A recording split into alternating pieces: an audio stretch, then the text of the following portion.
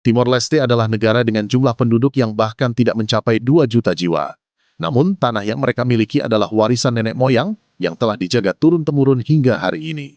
Masalah mulai muncul ketika pemerintah setempat mengambil langkah tegas. Wilayah tertentu dinyatakan tertutup, tidak boleh diberi batas, dan tidak boleh dimasuki. Bayangkan sebuah pagi yang tenang di sebuah desa perbatasan di Nusa Tenggara Timur.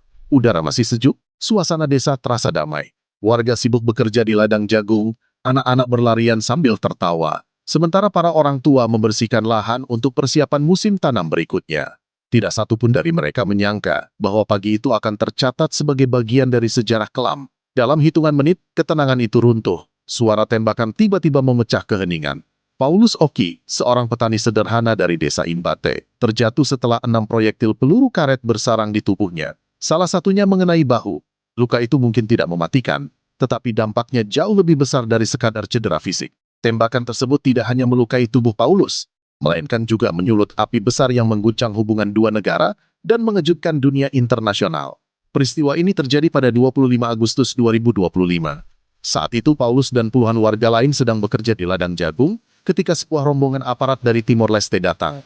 Mereka terdiri dari 2 pejabat pertahanan dan 5 anggota polisi perbatasan. Tujuan mereka adalah memasang patok di titik perbatasan.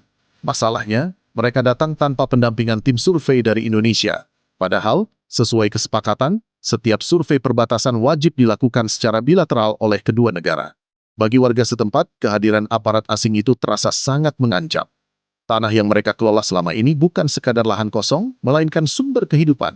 Dari sanalah mereka bertani, menggembala ternak, hingga mencari kayu bakar. Ketika aparat datang dan memasang patok secara sepihak, warga merasa wilayah yang mereka yakini sebagai bagian dari Indonesia sedang dirampas.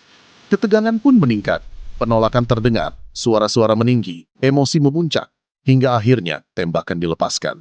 6 peluru karet mengenai tubuh Paulus. Kepanikan pun terjadi. Sebagian warga berlarian menyelamatkan diri, sementara yang lain berusaha menolong korban. Bagi masyarakat Imbate, ini bukan sekadar insiden penembakan. Ini adalah peringatan keras bahwa mereka bisa ditembak di tanah yang mereka yakini sah sebagai wilayah Indonesia. Polisi dan TNI bergerak cepat menuju lokasi. Di tempat kejadian, ditemukan 8 selongsong peluru dan 1 proyektil sebagai bukti bahwa senjata api benar-benar digunakan. Paulus segera dilarikan ke rumah sakit untuk mendapatkan perawatan. Aparat kepolisian mulai mengumpulkan keterangan saksi, mengamankan barang bukti, dan melaporkan kejadian ini ke pimpinan. Gubernur Nusa Tenggara Timur Mel Kalena menegaskan bahwa pelaku harus segera ditangkap dan diproses hukum oleh pemerintah Timor Leste. Namun perhatian publik justru tertuju ke Jakarta, ke Istana Negara. Pertanyaannya satu, bagaimana sikap Presiden Indonesia? Jawabannya datang dengan sangat tegas. Presiden Prabowo Subianto menyatakan bahwa keselamatan rakyat Indonesia adalah harga mati dan tidak ada ruang kompromi. Jika ada pihak yang berani mengancam, Indonesia siap mengambil langkah militer. Pernyataan ini langsung menyebar luas dan menjadi sorotan dunia internasional. Selama ini Indonesia dikenal sebagai negara yang mengedepankan diplomasi, sering tampil sebagai mediator dalam berbagai konflik global. Namun kali ini bahasanya berbeda. Bukan lagi diplomasi lembut, melainkan peringatan terbuka yang jelas dan keras. Dunia pun terkejut. Untuk memahami betapa seriusnya insiden ini, kita perlu melihat latar belakangnya. Sejak Timor Leste merdeka pada 2002, persoalan perbatasan darat belum sepenuhnya selesai. Dari total 90 km garis perbatasan, sebagian besar memang telah disepakati. Namun masih ada 12 titik yang statusnya belum jelas. Salah satunya Patok 36, lokasi terjadinya insiden ini. Bagi orang luar, ini mungkin hanya garis di peta. Namun bagi masyarakat perbatasan, garis itu adalah urat nadi kehidupan. Mereka bergantung pada tanah tersebut untuk bertani jagung saat musim hujan, panen di musim kemarau, mencari kayu bakar, dan menggembala ternak. Ketika aparat asing datang dan memasang patok di tanah yang mereka garap, konflik hampir tak terhindarkan. Dan itulah yang terjadi pagi itu. Persoalan lama yang tak kunjung tuntas akhirnya meledak. Pihak Timor Leste mengklaim bahwa tembakan tersebut hanyalah peringatan dan tidak ada niat untuk melukai, hanya untuk menenangkan situasi. Namun fakta di lapangan berkata lain. Seorang warga Indonesia tetap menjadi korban. Luka di tubuh Paulus kini menjadi simbol bahwa perbatasan bukan sekadar simbol di peta, melainkan persoalan nyata yang telah menelan korban. Kementerian Luar Negeri Indonesia segera mengirim nota diplomatik. Duta Besar Indonesia di Dili turun langsung ke lapangan, sementara Konsulat Timor Leste di Kupang dipanggil untuk dimintai penjelasan. Namun pernyataan tegas dari Prabowo membawa situasi ini ke level yang jauh lebih tinggi. Insiden lokal berubah menjadi isu geopolitik internasional. Mengapa dunia begitu terkejut? Karena Indonesia selama ini dikenal sebagai negara yang menahan diri. Bahkan dalam konflik besar seperti Ukraina atau Laut Cina Selatan, Indonesia selalu tampil menawarkan solusi damai. Namun kali ini Indonesia menunjukkan wajah yang berbeda, siap melawan jika kedaulatannya diganggu. Dengan anggaran pertahanan lebih dari 350 triliun rupiah, Indonesia tengah melakukan modernisasi besar-besaran, mulai dari alutsista, kapal selam, hingga sistem pertahanan udara. Dunia tahu, ancaman Prabowo bukan sekadar gertakan, apalagi perbatasan NTT bukan wilayah biasa. Di dekatnya terdapat Laut Timor, kawasan strategis dengan cadangan minyak dan gas yang sangat besar. Perusahaan energi dari Australia, Eropa, hingga Amerika telah lama melirik wilayah ini. Sengketa kecil di darat bisa dengan cepat merembet ke persaingan energi di laut. Indonesia jelas tidak ingin kecolongan. Dari sisi ekonomi, dampaknya juga signifikan. Timor Leste adalah negara kecil yang sangat bergantung pada Indonesia. Hampir seluruh kebutuhan pokok mereka berasal dari Nusa Tenggara Timur.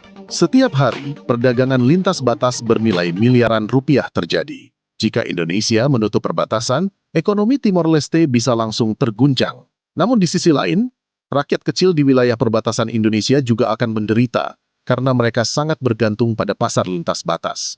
Inilah dilema besar yang dihadapi pemerintah. Bersikap tegas tanpa mengorbankan rakyat kecil. Secara nasional, publik mendukung penuh sikap keras Presiden Prabowo. Media sosial dipenuhi seruan agar pemerintah tidak tinggal diam. Banyak yang merasa bangga karena negara akhirnya benar-benar berdiri membela rakyat di perbatasan. Sikap ini memperkuat legitimasi politik Prabowo sebagai presiden yang tidak membiarkan warganya terluka tanpa perlindungan. Namun di tingkat regional, situasinya jauh lebih rumit. Timor Leste sedang berupaya menjadi anggota penuh ASEAN. Insiden ini berpotensi memperlambat, bahkan menggagalkan proses tersebut. Indonesia sebagai pemimpin de facto ASEAN kini berada di posisi sulit, menjaga reputasi kawasan sekaligus mempertahankan kedaulatan nasional. Dunia internasional pun mulai menilai ulang Indonesia. Selama ini Jakarta dikenal tenang dan netral. Namun pernyataan tegas Prabowo menunjukkan sisi baru Indonesia, negara yang siap bertindak keras jika kedaulatannya diganggu. Ini akan mengubah perhitungan geopolitik di kawasan Indo-Pasifik ke depan. Ada beberapa kemungkinan ke depan, jika Timor Leste meminta maaf secara resmi dan bersedia melakukan penyelidikan bersama, ketegangan bisa mereda, meski dengan syarat yang sangat ketat dari Indonesia. Namun jika mereka bersikap defensif dan menolak mengakui kesalahan, situasinya bisa memburuk. Indonesia bisa menutup perbatasan, mengirim pasukan tambahan, atau menggelar latihan militer besar-besaran di NTT. Kemungkinan lain adalah campur tangan pihak ketiga seperti Amerika Serikat atau Australia sebagai mediator. Namun Indonesia secara tegas tidak menyukai urusan kedaulatan dicampuri pihak asing. Skenario terburuk adalah jika insiden serupa terulang dan memakan korban jiwa. Dalam kondisi itu, Indonesia bisa melancarkan operasi militer terbatas di wilayah sengketa. Mungkin tidak berujung perang besar, tetapi cukup untuk membuktikan bahwa ancaman Prabowo bukan omong kosong. Pada akhirnya, insiden ini mengingatkan kita bahwa perbatasan bukan sekadar garis di peta, melainkan bagian penting dari kehidupan manusia. Kepemimpinan yang tegas dibutuhkan untuk menjaga martabat negara. Dunia kini tahu, satu peluru yang mengenai warga Indonesia bisa mengguncang stabilitas internasional. ASEAN mungkin gelisah, Amerika dan Eropa mungkin terkejut. Namun rakyat Indonesia merasa bangga, negara akhirnya menunjukkan sikap yang jelas. Tidak ada satupun warga yang boleh dilukai tanpa pembelaan. Sekarang pertanyaannya, langkah apa yang paling tepat bagi Indonesia? Apakah diplomasi tanpa kompromi sudah cukup? Atau sudah saatnya kekuatan militer ditunjukkan agar dunia benar-benar menghormati kita?